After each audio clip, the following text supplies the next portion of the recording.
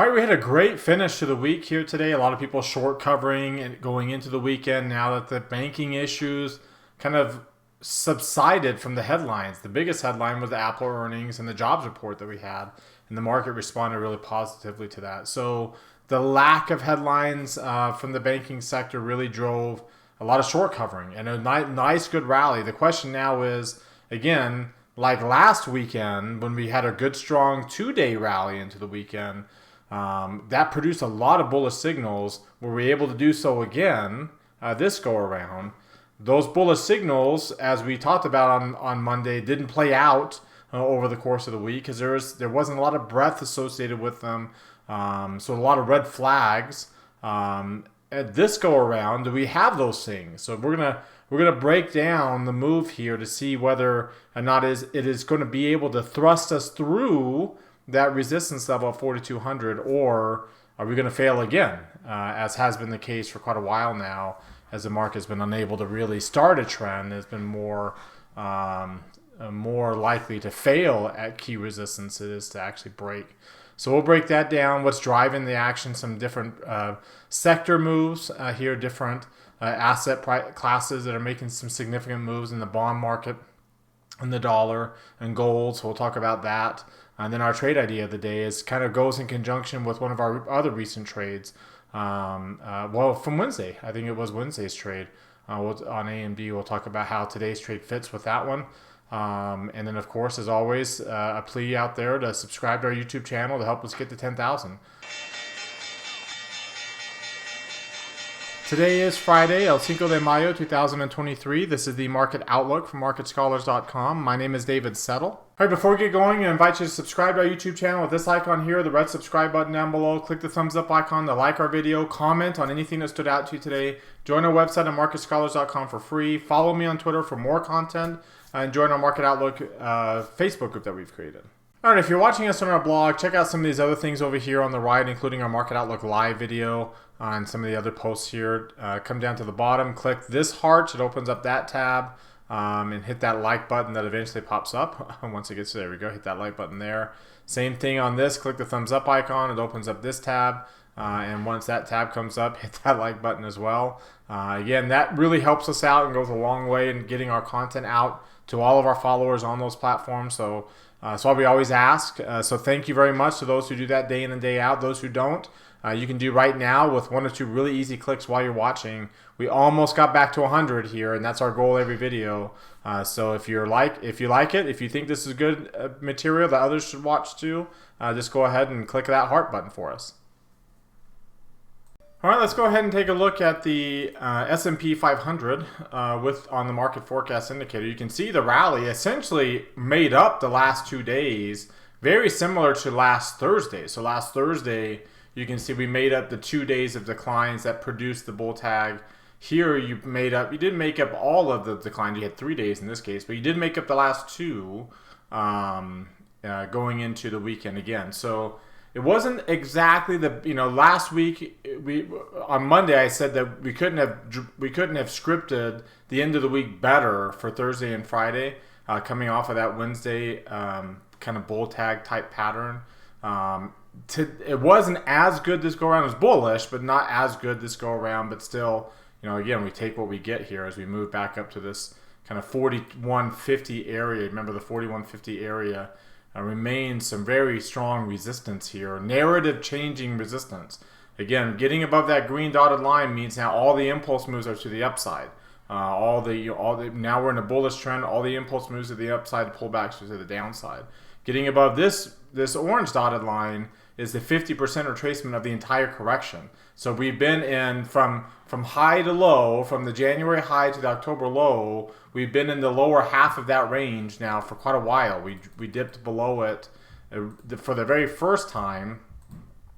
Obviously we didn't know it was that. We didn't know it would be that level way back here in May, because that was the low point. But after the October low point, you can see that we've been in between the high and the eventually low. We've been in this lower half of the range pretty much since May of last year. For an entire year, we've been in the lower half of the corrections range.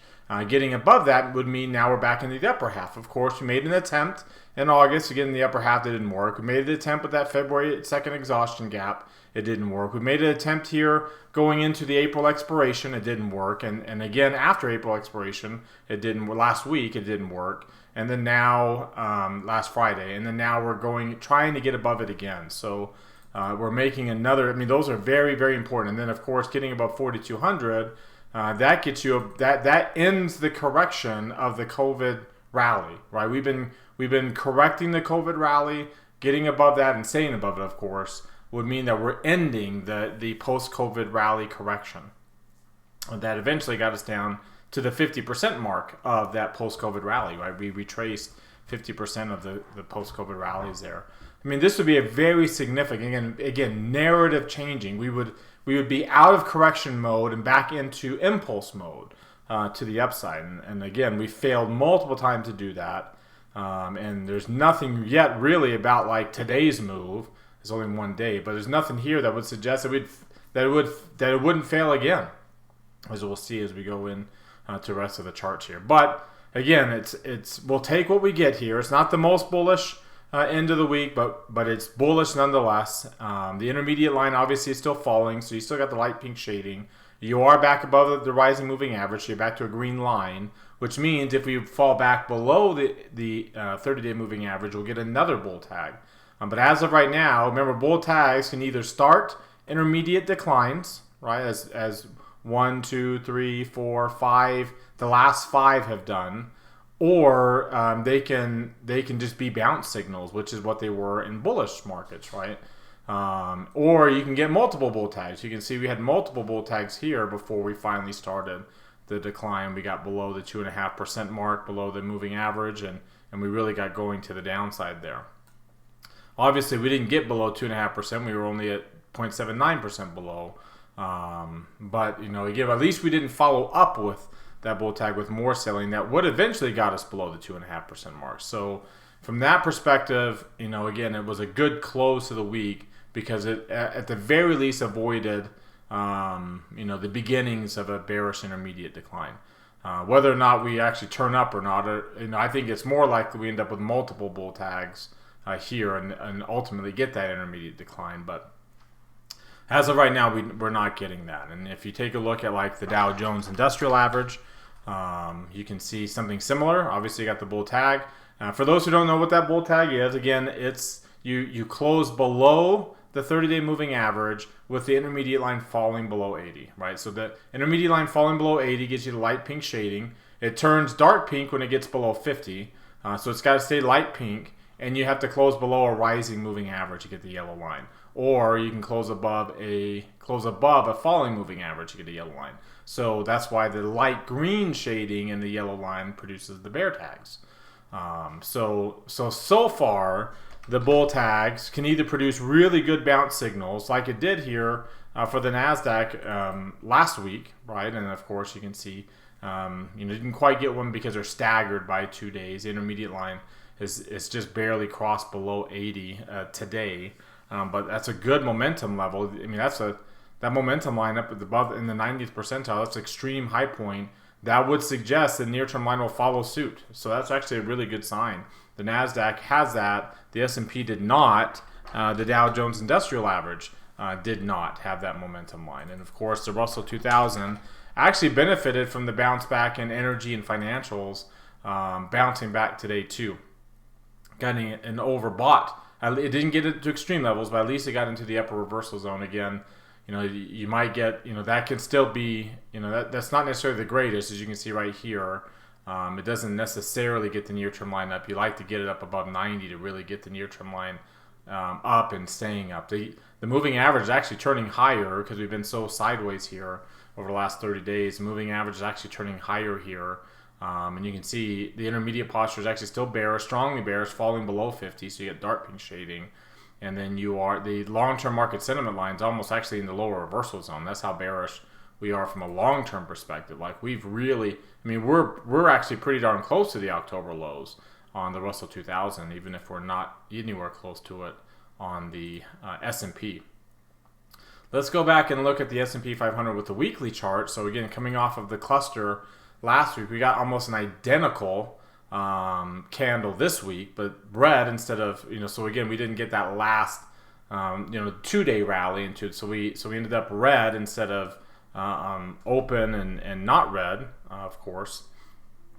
So, but long lower shadows nonetheless at resistance. They're not the most bearish. Long upper shadows are bearish, more bearish, but long lower shadows still means that the bears are there. Even if they didn't win the day, in this case the week, they were at least still present, and so they're around. Like when you're on a strong, good bullish trend, the bears aren't very present. You just keep pushing up higher. As a result, you'll notice that, well, let's talk about the market forecast first. Your near-term line is kind of still in the upper reversal zone, but you see it is falling. Your momentum line's falling too, coming off of an extreme high point last week, closing right at the highs. And you can see, we're at this 5.5% limit, which, we'd ideally like to be a little bit higher than that. You can see, if you follow my cursor around, 5.5%, when you're trending in a good bullish state, you're a little bit further up above the moving average than we are right now. So that's a little bit of a concern, that we're strongly bullish with a cluster, which you would consider kind of a thrust signal to really get a new bullish trend started and going. And we didn't really follow suit with that thrust signal very well. Of course, when you look at the Russell 2000, its market forecast, you can see how the week closed here a little bit more bearish. The near-term line is produced a really bearish peak. It is now moving lower. The intermediate posture in bearish territory already, still, and market sentiment really low. So I mean, that's relatively a lot more bearish. The Nasdaq, on the other hand, is just like insane. It just got the cluster this week. So you've got it. It's not the greatest candle, but you did get a cluster. The near-term line was at extreme highs. The momentum line at extreme highs for a second straight week. The intermediate line's at pretty much extreme highs. Your market sentiment was so bearish, it's barely coming up here. So now it's like, okay, either this is a thrust signal and we are breaking through like nobody's business here. And here's your Fibonacci levels that we need to get above. And we close above these levels. We've been flirting with these levels for the last 5 weeks. We really closed above them last week and now have stayed above them. So, what we really need to avoid is that cluster turning into a bearish candle where we get back below them next week.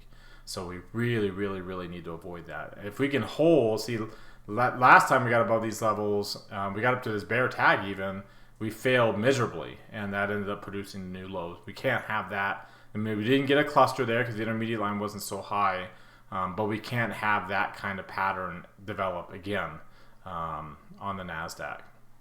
All right, let's look at the other weekly chart here. You take a look at the S&P 500 here on this chart. You can see it, sitting at that resistance level there.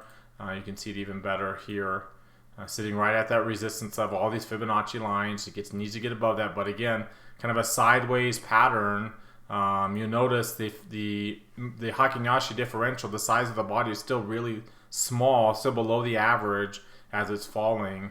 Next week we're going to open up at 41.27. We're trading at 41.36, which is right here right now. So I mean, it's going to be a really, really small body. And of course the shadows are based off the actual high and low for the next week. So now it's going to be a matter of what kind of range we get next week as to what kind of candle. Do we, if we close back above this body, then we're still on the reversal has been postponed. But if we close below this body, the actual transition, the first transition body, if we close back below that, which would be obviously below 4109, the Heikin-Ashi close, mind you, then the reversal would be intact, especially if we got the red arrow closing back below the 10-week moving average, right? That's what we're going to be watching for when you get this. The S&P, you notice, or the Russell, excuse me, it was so bearish. You got this transition. You actually closed above that. And you got this reversal going, but now we're back down, and we did not close below that body. Fortunately, we rallied today, but had we, 2.4%, but had we closed down here where we were yesterday, that would have been a really, really bearish sign. But still, it's relatively bearish because we have the death cross on the Russell, we have the red arrow, we're below the falling 10-week moving average, the PPO is falling, and the Heikin-Ashi differential is below its moving average. It's 3-week moving average. So it's not necessarily the best signals from that perspective. We got the 3 red arrow signals on the S&P, on the Qs, on the Dow, and on the Russell, and they're all gone, right? So we got rid of all of them. We got the green arrow on the moving average on the S&P, the green arrow on the moving average, and the MACD on the Qs, on the moving average and the diamonds, and then on the stochastics for the Russell. So one day is all it took. And so again, great. If we can avoid getting back to 3 red arrows Monday or Tuesday, great. We're back, and really follow through on today's move. I think that's unlikely, as you'll see here in a minute, but that would be kind of what we need to see to avoid. It's okay to get 1, maybe 2 days of light pink shading, and then we just resume back to 3 green arrows. We're really darn close to getting back to 3 green arrows, and you have the green shading again, which can last quite a bit of time. If we can get a good trend going. This is what the lines look like on the daily chart here. We are still in convergence mode. We're back above the moving average, right? We're back above the 8 and 17 day, but the MACD itself is still below its moving average. It's positive, but it's still below its moving average. So we need, and stochastics as well, is in the lower half of its chart below its moving average. So these aren't screaming reversal. In fact, when you look at that gap right there, you would expect, my expectation is that gap will ultimately end up getting filled early next week. We filled in this gap from yesterday. I consider this a common gap still, because we're not, the posture is not bearish on the intermediate line. You only really look for the runaway gaps like this when you have a bearish posture. We didn't close 2% or higher, but remember, that's the kind of gains that start intermediate runs. We still haven't gotten a 2% gain over the last little bit, and we hardly get very many 1% declines, but we've had enough here lately in 4 days in a row of declines that produced a near 2% rally, but we can't quite get above that. And so if we have been bearish going into a day like today, then you would have a lot more opportunity for that to be a runaway gap. But there's no trend to reverse here, because we've only essentially had a little bit of a near-term pullback, and that's it, not an actual intermediate decline. So the fact that can fill in just as easy next week, in fact, I would expect it to fill in either Monday or Tuesday. It might be after that CPI report on Tuesday. So either Tuesday or Wednesday. It fills in sooner rather than later, and now we're right back to 3 red arrows. And again, I think that's and you're back below the 17-day moving average, and your MACD is still below its average and potentially gone negative now. I think that's your more likely scenario. But we're here, we're right at 4150-ish. If we really bust through this, then again, you see how significant that would be, because you would also be breaking above this volume node and the value area. We would be taking off with very little resistance above us in this recent past to get going, right? To keep us from getting going. You have essentially this really large 23% line, this gap between 0 and 23%. That's a lot of, that's a noisy area, and it's so wide because the correction, the move was so long that it would be really easy for us to move up here. There's obviously going to be a little bit of resistance at the August peak, a little bit with multiple Fibonacci lines there. But the reality is there wouldn't be very much resistance all the way up to 4,800. That's why I've always said if you hit 4,300, which is where that little resistance is, odds are you're hitting 4,800 anytime soon. So that's real significant, and we failed again multiple times to get through this area. The best time was last August, but at least this time now we are actually above the 200-day moving average and above the point of control for the 1-year chart, but above the point of control for the 2-year chart and the 1-year chart. And then you can see the 30-day moving average up above the 50. So if we are going to break it, the best bet we have now, outside of that one that we had in August, the best bet we have now is now, right? If we're going to break it, we need to really, really break it now, because we haven't had a better technical pattern, even in February, than what we're getting here heading into that. Let's look at some of the other oscillators. You can see the ADX is still really low. It was actually better in August and February. You can see we were, the DMI was a lot more positive.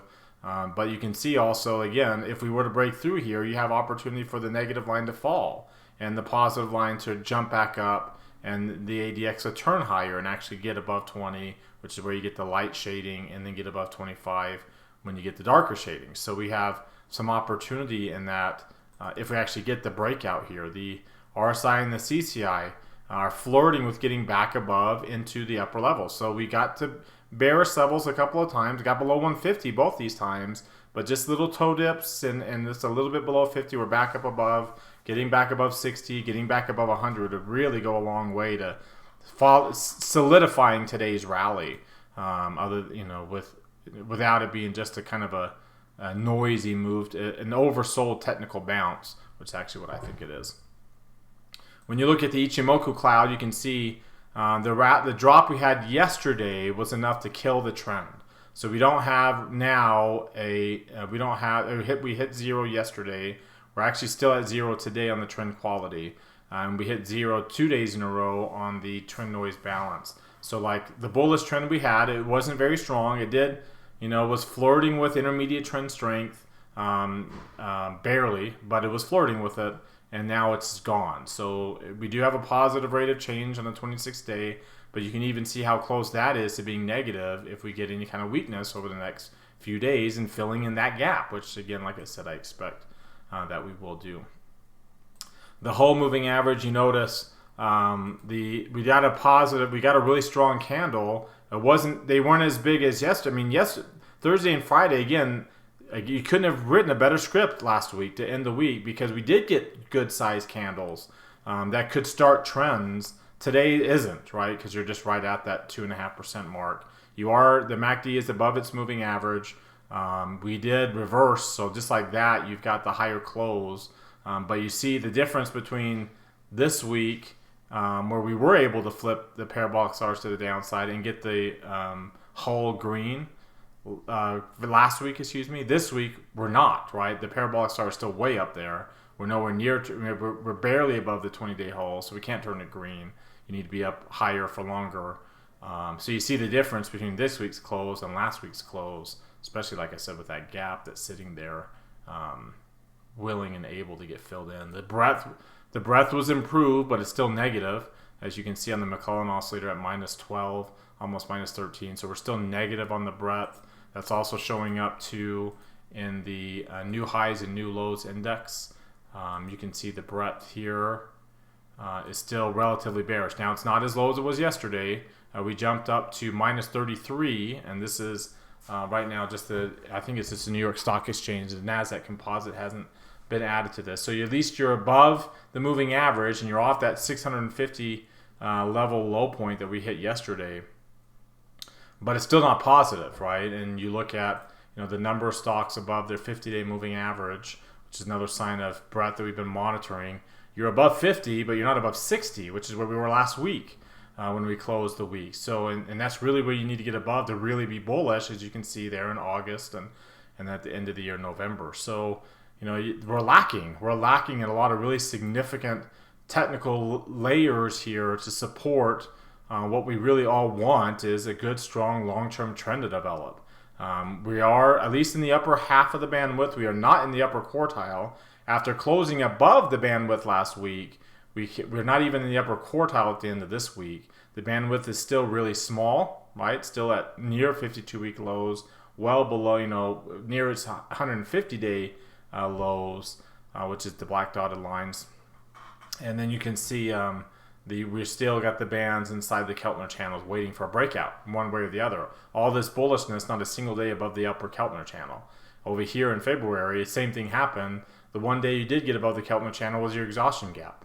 At least in August, we had been above the Keltner channel for quite a bit of time before you got that, that peak, and we got smacked down by Chairman Powell and into the new lows, right? So that's why I said, that was probably our best attempt that we haven't been able to replicate with breadth or volume. When you look at the money flow, which was a big factor for the weakness that we had in August, right? That's why we weren't really too bullish going forward, because you notice like the money flow was really, really weak relative to the peak here.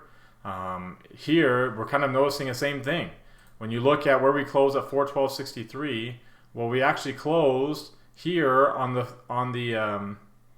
13th. We closed here at 413.47. So right about the same level. We were kind of at the same level earlier in the day when I was looking at this. We were right there at this, right about the same level. And you notice here my money flow is not even close to being at the same level. So you see, again, we're just not getting the flow and the breadth, even on today's move, that would suggest, oh, like we've really kind of turned the corner here. Like what banking crisis, right? You see that a lot. What banking crisis? What, like, look how bullish we are. No, we're not bearish yet, even though I expect that we will be. We're not bearish yet, but we're also not really bullish either. You know, flirting with resistance without able to get through. And the longer we flirt with resistance without being able to actually have enough bullish sentiment to overwhelm the sellers that are around here, as you see with all these moves, you know, if the sellers are around here, we need to overwhelm them to be able to get above 4,200 and stay there. And for however long it's been, we haven't been able to overwhelm them at this really, really important technical level. All right, let's finish up our technical look here with the VIX. You can see the VIX dropping, which is not surprising. But, I mean, look at that. Almost all the way back down to last week's low on a relative basis, even though on an absolute basis it's actually much higher than last week's low. You can see the correlation with the VVIX is improved back above 75%. As you can see, the VVIX dropped today too, but you notice nowhere near how much the VIX dropped. You know, the VIX, again, the VVIX, remember, is well off of that March low point here. We're way off of that 91 versus where we were down here in the 75s.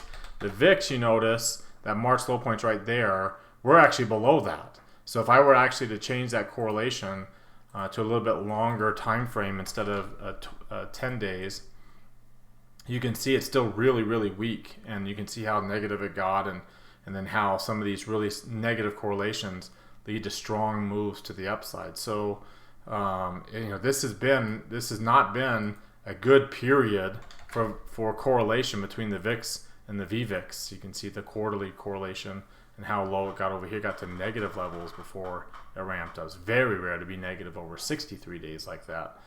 But you can see how it's, you know, we are seeing that kind of correlation now with that. It's actually 21 would be a month here, but I mean, we're barely positive on a 1 month basis. And in the past, like I said, that kind of negative correlation leads to a rise in volatility on the VIX there. And then, you know, what has so far been a little bit of a rise here. We did get above 20 briefly this week before falling back. And like I said, already at extreme lows on a relative basis. And for that matter, still relatively extreme when you look at it relative to some of its averages. When you look at, let me change this here, how far away we are relative to that 200-day average especially.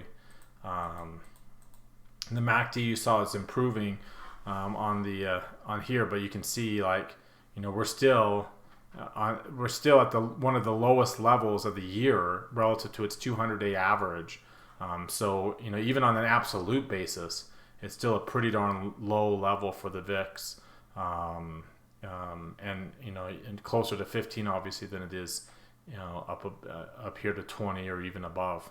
Now let's take a look at what's driving the price action. Look at the Qs acting as a safe haven trade, right, with gold outperforming all the other asset classes, with real estate and small cap stocks really struggling. Of course, you know, this is the bulk of the period of the banking issues that started now, what was 2 months ago, nearly 2 months ago.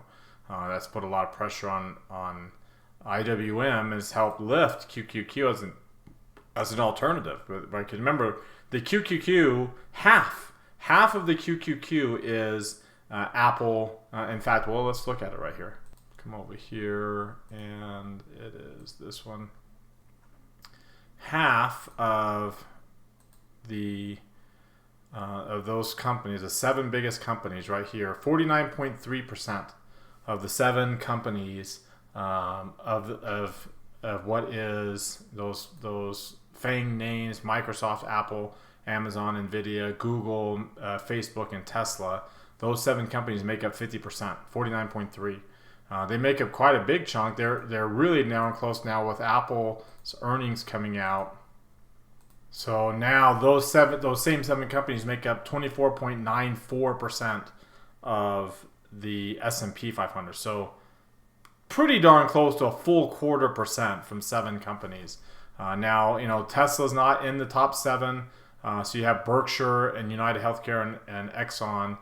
So you have to include those three as well. But when you look at that same weight analysis for what would be the top 10 companies, right, those seven plus those other three, the top 10 make up 28%.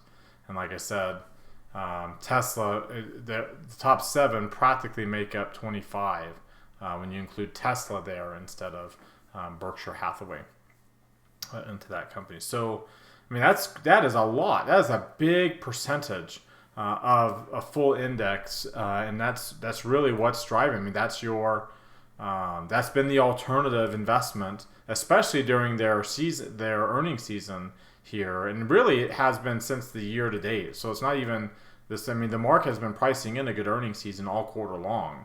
So it's not like, they've been down and earnings beat estimates and now they have the ability to take off. No, they've been rising all quarter, anticipating a good report here. I mean, they're up 20% year to date. I mean, that's an insane number when you figure the Russell 2000 is I guess it's positive, barely 0.05, but it's pretty much flat year to date, and commodities are down, and real estate is barely positive, and high yield has been underperforming. In fact, that's one of the key ratios we pay attention to is the credit spreads. In this case, high yield corporate relative to an equivalent duration in the Treasury market, so IEI, which would be the 3 to 7 year.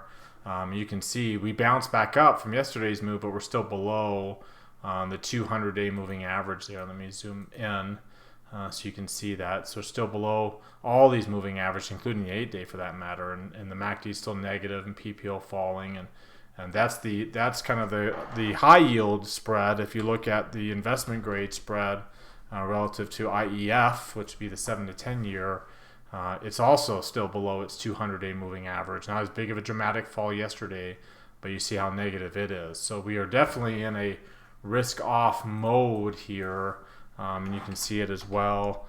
We've been watching copper and gold because gold has been so bullish, and you can see it rallied today, but still definitely, essentially just an oversold rally, not a trend-changing rally, as gold has been so bullish here.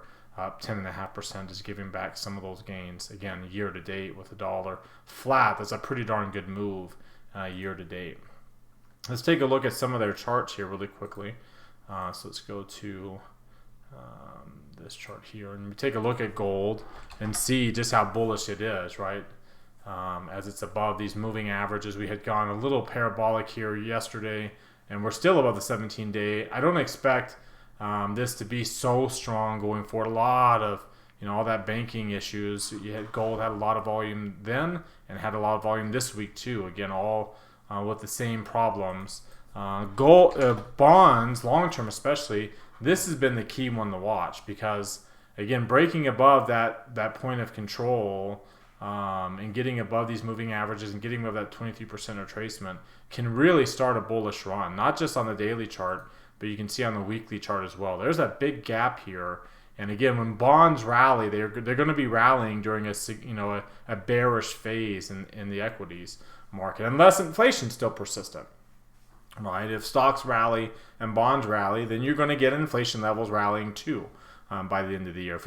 In fact, I believe if we do get to 4,800 by the end of the year, inflation will be back up to 5+% by the end of the year, and the Fed will still be holding rates steady. They'll have paused. They won't be cutting rates, which, as I've said before, I think that's your bull case scenarios. The Fed does not cut rates at all. And if the Fed does cut rates this year, it will be because of recession, that we are in bear market mode and recession. So rate cut odds did drop today. Yesterday, we were looking at during class, we had a 95% probability of a pause, cut, and a 75% probability of a cut here. That changed by the end of the day yesterday. I think it got down to only a 66% chance of a rate cut in July.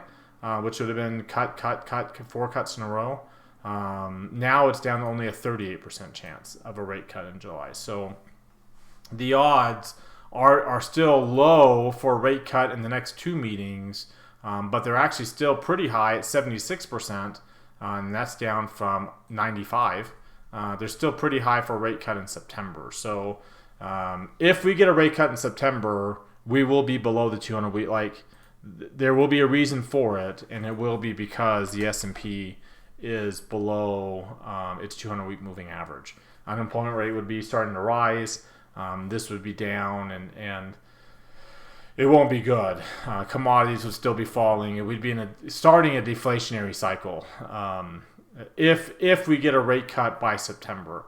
If we don't get a rate cut, and those as the odds continue to price out, as you saw, the market was bullish today as the odds priced out of these rate cuts. So if we continue to price these out to the tune of getting all these numbers down here, then that's your best case scenario. But again, as of right now, you have 100% odds of a cut by the end of the year. You have a 99% odds of 2 25 basis point cuts, and you have an 80% chance of 3 of these by the end of the year. I mean, there was 95 yesterday, so you can see we are at 95% of 3 rate cuts yesterday. So I mean, it's not as bad, but it's still at 80. So it's still a very high probability we get 3 cuts by the end of December.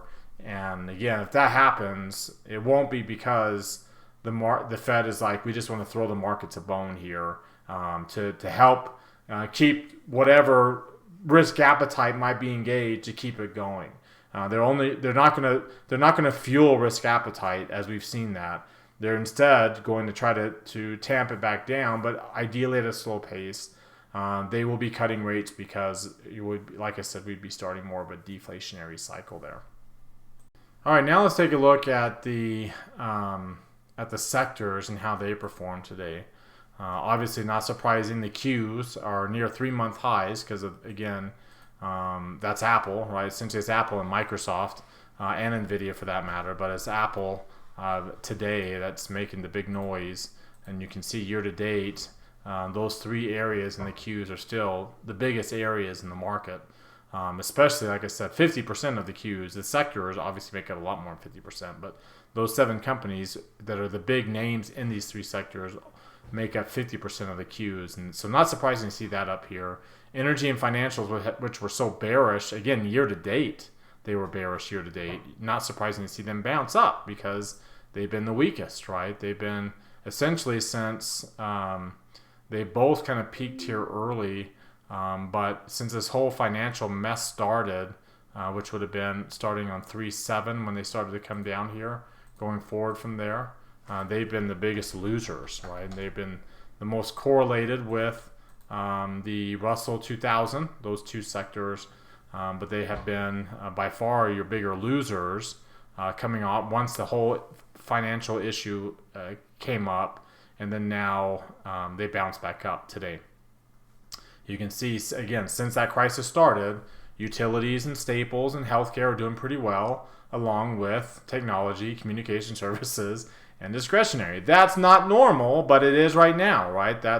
They're a safety trade, which is crazy to say that your highest growth areas in the market are a safety trade, but that is literally what's going on. The highest growth areas, the mega cap names in the market, are your safety trade. It'd be interesting to see how many of you have 25% of your portfolio in those 7 stocks if you're benchmarking to the S&P 500, because that's how big of an exposure they have right now. And I think if we're going to be bullish, they're going to be the ones leading. I mean, look, they're at the light pink shading here already. You know, energy is struggling, and we talked about financial struggling too. But you know, as we go light pink shading and yellow and green line again. You can see we're kind of bouncing up in all of these areas, and we're actually pretty darn good in these safety areas, which, as I've shown you before with this rotation graph, that's the problem with this bullish scenario going forward, is we're not necessarily being led higher by on this daily chart. Let's go to the daily chart first, or let's go to the weekly chart first. So on a weekly basis, you still have the strongest momentum in technology, communication services, and kind of in discretionary. But utilities and staples are picking up a lot of momentum on a long-term basis. They're almost about to eclipse them in momentum. There's obviously still the three biggest in relative strength are the furthest to the right. You had industrials and materials here. Of course, financials and energy have the worst relative strength. They're the furthest to the left, along with healthcare right now. But healthcare is also picking up momentum, more so than any of these other cyclical areas, including real estate right now acting more as a cyclical area. And then these three moving so strong, moving in the wrong direction, losing momentum. You can see here that, again, the areas with the strongest momentum on the daily chart are technology, communication services, and incidentally staples, with your weakest momentum being materials, energy, and financials. Not surprising again, right? The Russell 2000 underperforming. But again, you can see from a relative strength standpoint, utilities, healthcare, staples still are the three furthest to the right. That's safety mode, right? And then materials, industrials, energy are the three to the left, furthest to the left. That is economic growth sensitive. So right now the market's saying we don't think the economy is going to grow, so we're selling off those sectors that are most sensitive to economic growth expectations, and we're buying. The relative strength is in the sectors that are banking on that weakness, right? That do better in that weakness: utilities, healthcare, and staples. So not just on the daily chart, but on this daily chart, but that's where we're shifting from a momentum standpoint on the weekly chart as well. So that kind of puts some perspective. It allows us to kind of zoom out from today's move to the broader move that's going on, to see that this one-day rally today hasn't shifted. A very large shift hasn't changed. A very large shift that's going on, that's moving from risk on, high-tech, mega cap into and away from cyclical economic growth sensitivity to safety, and safety in this case into true safety: utilities, staples, healthcare, those traditionally safe haven areas in the U.S. markets. All right, now let's take a look at our trade idea of the day, and I want to actually make a trade that kind of goes along with with the AMD trade that we made. AMD really kind of took off. We talked about this in our Market Outlook live video in terms of how to manage that, so I won't go into detail in terms of how we're managing this trade now with this rally the last couple of days. But I will add that this trade kind of will work together with that. So Applied Materials is getting a bear tag today. We are above the 30-day moving average with the intermediate line rising. So the light pink shading, light green shading, green line. Bear tags, remember, can either be reversal signals if we were to bounce right back down from them, or they start bullish intermediate run. See, every bullish intermediate run starts with a bear tag, right? Every single one of these starts with a bear tag. So it could start an intermediate run, be really bullish, or it could falter. And if it falters, we're good because we got AMD. We got a pretty aggressive trade on AMD with a relatively low risk. Remember, we bought the call option to give us flexibility and timing for that trade in case it had a rally, which it has in the last couple of days. So if it falls back down, we're fine there. And we can take a small loss in this one. But if it rallies, of course, we were going to be closing out the AMD trade relatively soon anyway, and we can get going on this particular trade. If you take a look at some of the other charts for Applied Materials, you can see the bullishness kind of extends beyond just that particular chart. Give it a second here. All right, if you take a look, we got the green arrow. I don't really know why it's doing that. But you got the green arrow, so which means we're back above the 10-week moving average. You got the bullish Heikin-Ashi candle. We got the reversal, right? We got the transition last week with the higher close, and then now we're close to closing above that body. Not quite there, but close. So we're looking like we're getting the reversal there. From a 3 green arrows standpoint, you take a look at this. We've got 3 green arrows today. We didn't get a lot of volume, unfortunately, but a little bit below average, but it is 3 green arrows. And it's a pretty decent move above the moving average, not the greatest. You take a look at the 2-line version here. You close above multiple moving averages today. You closed above the 8, the 17. I don't know why it keeps doing that. The 8 and 17 and the 30, pretty close to the 50. You notice you held the point of control for support and bounced off of that. And now we're heading back above, rising moving averages here. MACD is above its moving average. Stochastics rising. You're about to cross above 0 on the MACD. You can see a lot of other new signals developing as well on this, above 30, almost below 20 on the DMI. When you look at the RSI and the CCI, you can see that you're well above 100, you're above 50, so we're in bullish levels, working our ways to confirming those levels. You look at the Ichimoku cloud and these trends, you had a bearish trend developed here. It's not the most bullish trend yet, we don't have a positive rate of change yet, but it's not very negative anymore, and we have a chance to turn positive soon.